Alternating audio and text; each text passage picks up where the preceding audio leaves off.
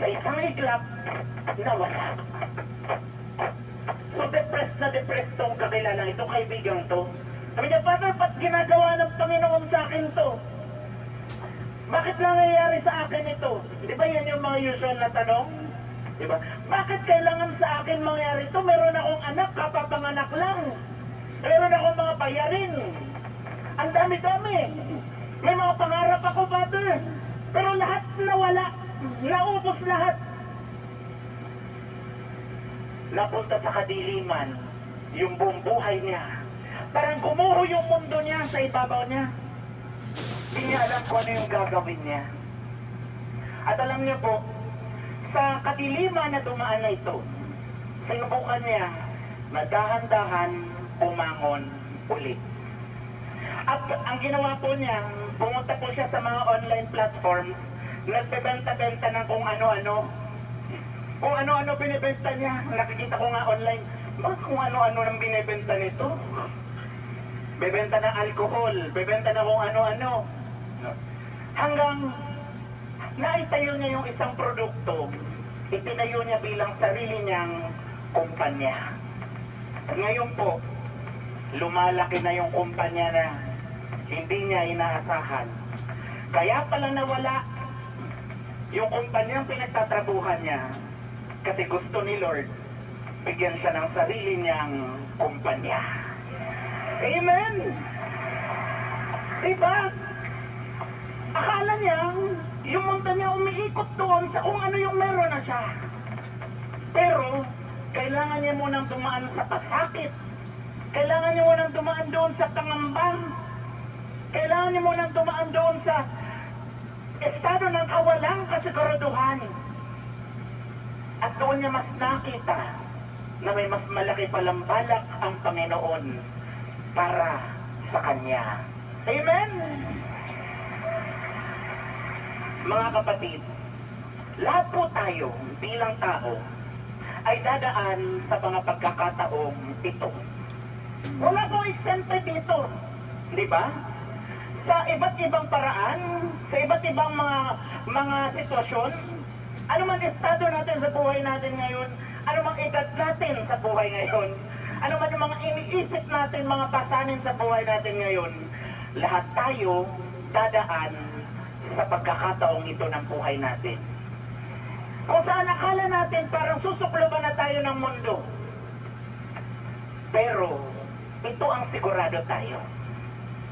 Kapag hinarap natin ang kadiliman na siguradong haharapin natin sa buhay na ito na may pananampalataya, una sa sariling kakayahan na ipinagkaloob ng Diyos. Pangalawa at higit sa lahat, pananampalataya sa Kanya.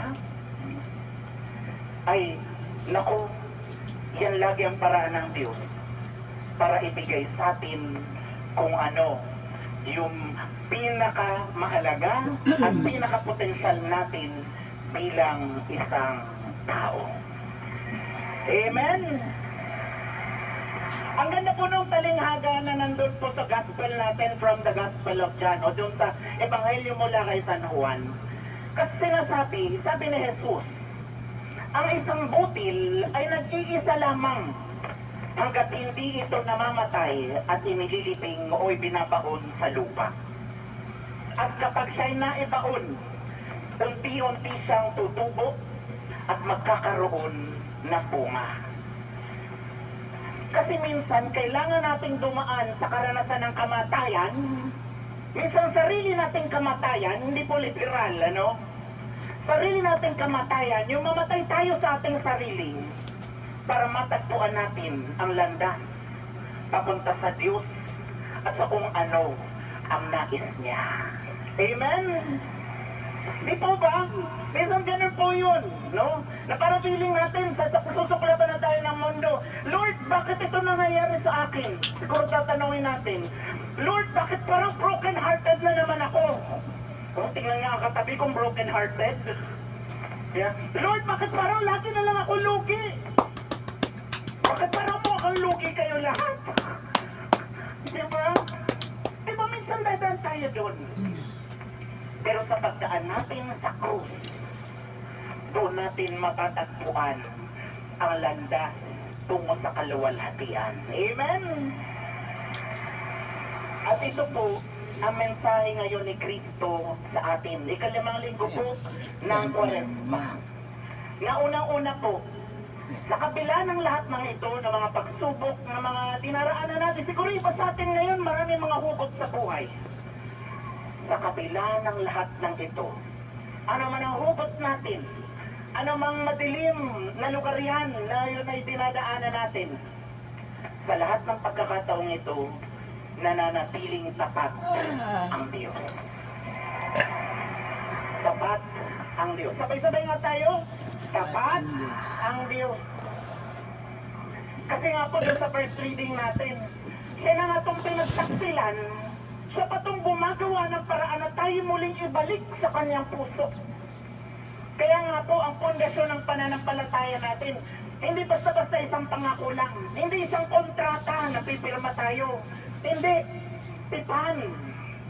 Dahil sa isang tipan, walang nakatataas o nakabababa. Sa isang tipan, umaharap ang isang nagmamahal sa taong kanyang iniibig upang pumasok sa isang ugnayan. Amen? Diba ang Diyos, ang siyang nagbubukas ng kanyang puso sa atin upang tayo rin ay matauhan upang tahaking din yung landas pabalik sa kanyang puso. Amen. Sa puso ng Diyos. Dahil kung meron mo po paraan para po malagpasan natin lahat, para walang kahit na anumang tatalo sa atin, yun lang po yung paraan. Bumalik tayo sa puso niya.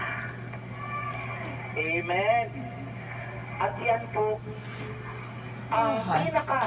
ang pinakamahalagang bahagi ng paghahanda po natin ngayong panahon po ng Kwaresma. Ito po'y paglalakbay pabalik sa puso ng Diyos. Dahil tayo, kapag tayo nagkakasala, pwede naman po ito parang laro ng basketball o kaya nagdadrive tayo sa daan.